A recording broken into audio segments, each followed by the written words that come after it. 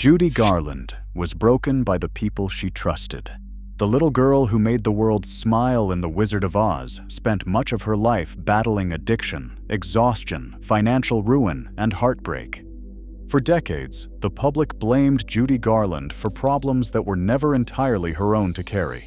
But her own accounts, along with the biographies and memoirs written about her life, tell a far more disturbing story. Because many of the people she trusted most were connected to the very system that harmed her.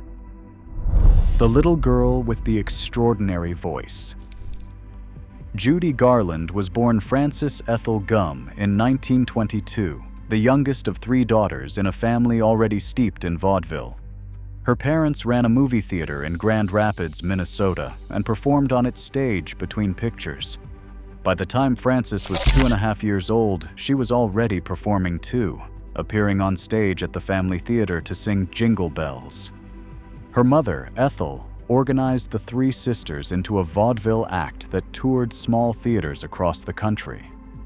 Young Frances, renamed Judy Garland by a master of ceremonies who reportedly believed the family name wouldn't play well with audiences, became the act's most noticed performer.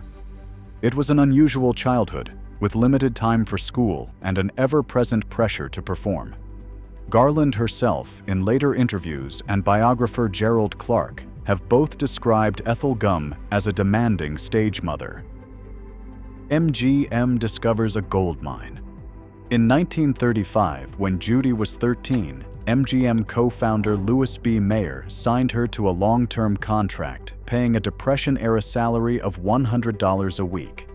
What followed was immersion into the MGM studio system. Judy appeared in her first film in 1936, Pigskin Parade.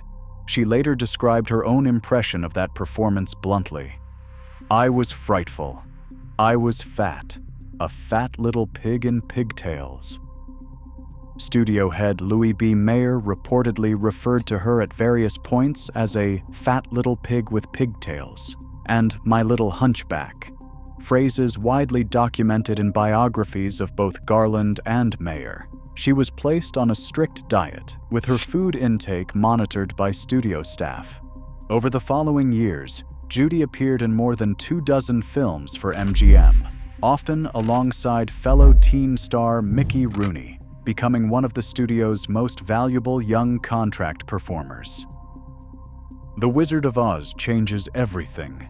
In 1938, 16-year-old Judy was cast as Dorothy, reportedly beating out Shirley Temple and Deanna Durbin for the role. Filming on The Wizard of Oz began that October and stretched across nearly 7 months. The production was hazardous by modern standards. Snow scenes were created using asbestos.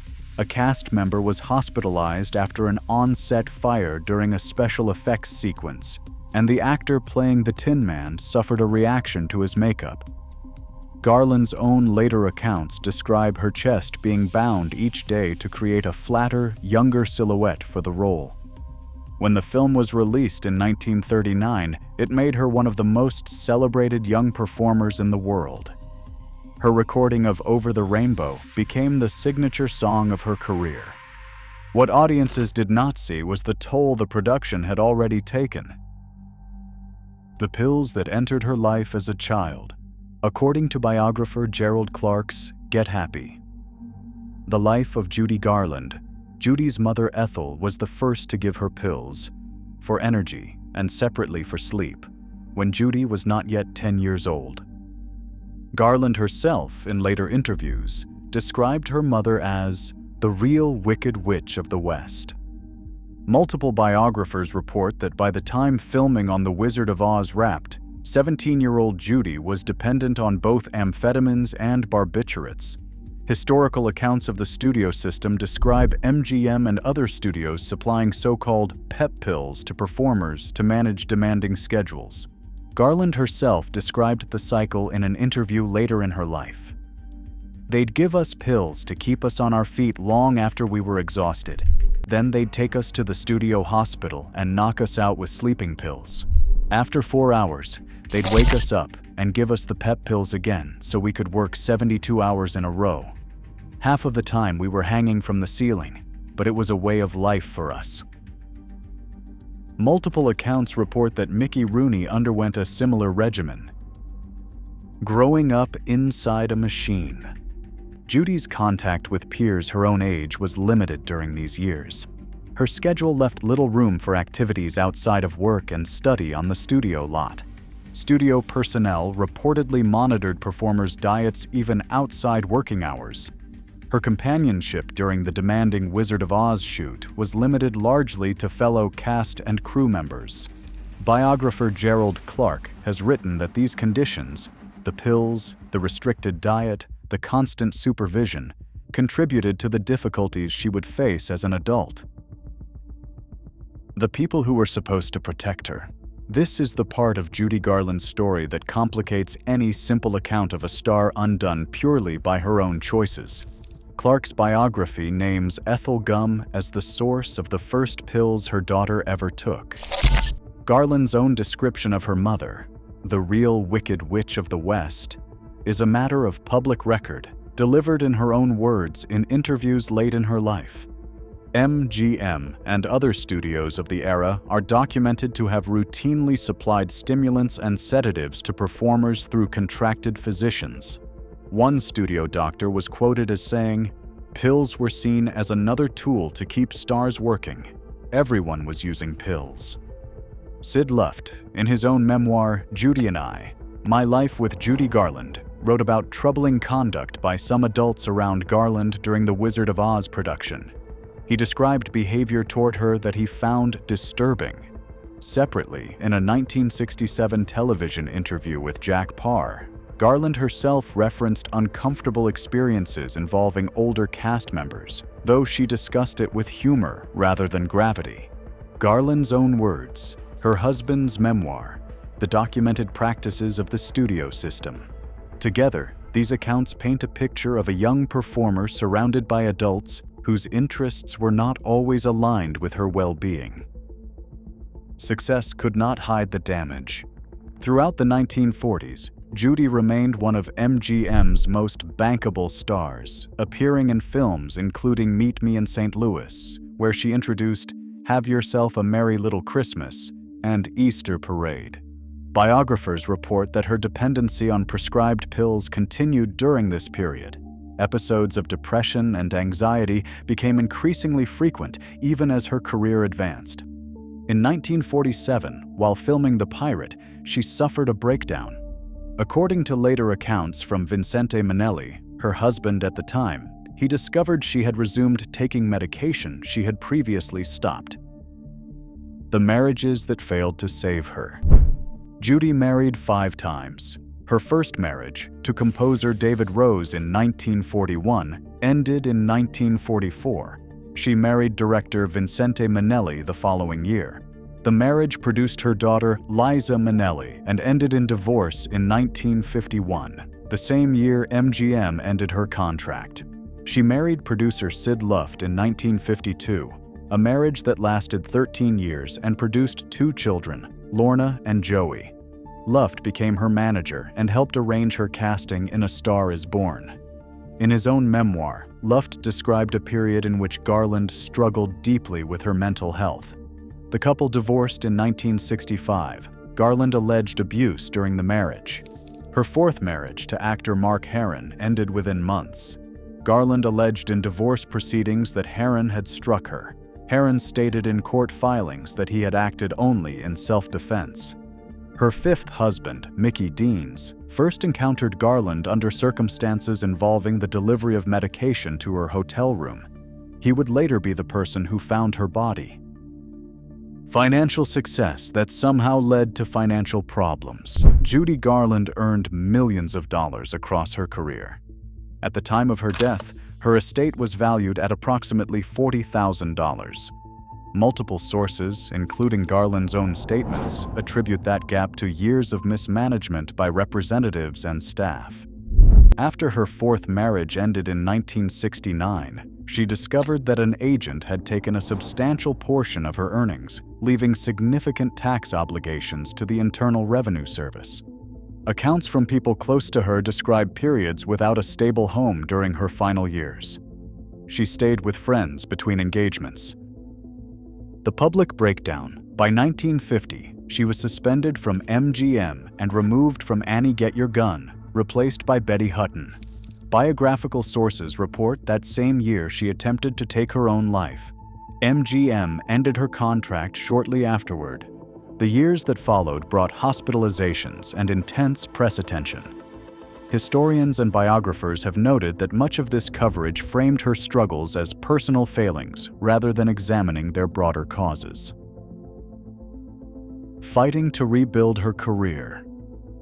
With Sid Luft managing her career, she starred in 1954's A Star is Born, earning an Academy Award nomination.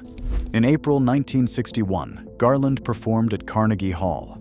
The concert received an extraordinary audience response and became legendary almost immediately. The resulting live album spent 13 weeks at #1 and won 4 Grammy Awards, including Album of the Year, making her the first woman ever to win that award. Her longtime conductor, Mort Lindsay, said the stage was where she felt most at home. Garland herself said of her audiences, "They can hear the pain and the humor in my voice, and they resonated with it." Why the comebacks never lasted. Her health remained fragile in the years that followed. Her television series was canceled in the mid-1960s amid ratings difficulties. A 1964 tour of Australia included a difficult performance in Melbourne, where she struggled with the material and was heckled by the audience. A pattern repeated across this period: recovery and strong performance, followed by relapse or health setbacks. The loneliness behind the applause. According to a book by authors Josh Young and Manfred Westphal on private investigator Fred Otash, Otash moved into Garland's home at her request during her final years. The authors describe Otash discovering the extent of her dependency on alcohol and prescription medication and removing both from the house. Garland reportedly remained awake through many nights afterward. Otash stayed up to listen as she talked through difficulties from across her life. The authors present this as evidence of how much she valued having someone present during those difficult periods. Fame had given her the love of millions of strangers. It had not given her this. The final years. By 1969, Garland faced ongoing financial and health difficulties. She married her 5th husband, Mickey Deans, in March of that year and traveled to London for a concert series. Critics described her performances during this period in increasingly difficult terms. Her physical condition was visibly affecting her ability to perform. On June 22, 1969, Judy Garland was found dead in the bathroom of her London home by her husband, Mickey Deans. She was 47. The London coroner, Dr. Gavin Thurston, listed the cause of death as barbiturate poisoning, ruled accidental. The autopsy also noted cirrhosis of the liver. Her Wizard of Oz co-star Ray Bolger was quoted at her funeral as saying, "She just plain wore out." News of her death was reported around the world. Who really failed Judy Garland? It would be easy to frame Judy Garland's story as a cautionary tale about personal weakness, but look closely at the documented record and a different picture emerges. A mother who, her biographer reports, introduced her to pills as a child, a studio system that normalized drug dependency among its performers, marriages that, by court records and memoirs, included allegations of harm, a press that often covered her struggles without examining their origins. The legacy she left behind. Over the Rainbow remains one of the most celebrated songs in film history. Her Carnegie Hall recording continues to be studied and referenced by musicians and producers. Her daughter Liza Minnelli went on to a celebrated career of her own. Many performers across subsequent generations have cited Garland's combination of vulnerability and vocal power as influential to their own work. Her films and recordings remain widely watched and listened to today. The real tragedy of Judy Garland. Judy Garland was one of the most gifted entertainers of her generation. And according to her own words and the memoirs of those who knew her, Many of the people positioned to protect her were instead connected to the systems and circumstances that contributed to her suffering. She gave audiences joy for nearly her entire life. The record suggests that, despite the enormous success she created for others, the support she received in return was too often insufficient. Judy Garland spent her life giving audiences joy, but behind the curtain was a woman carrying burdens that, by any reasonable account, she should not have had to carry alone. And perhaps the saddest part of Judy Garland's story is that the people who needed her most were not always the people who protected her. Do you think her life was shaped primarily by the Hollywood studio system, the people around her, or her own personal struggles? Let us know in the comments.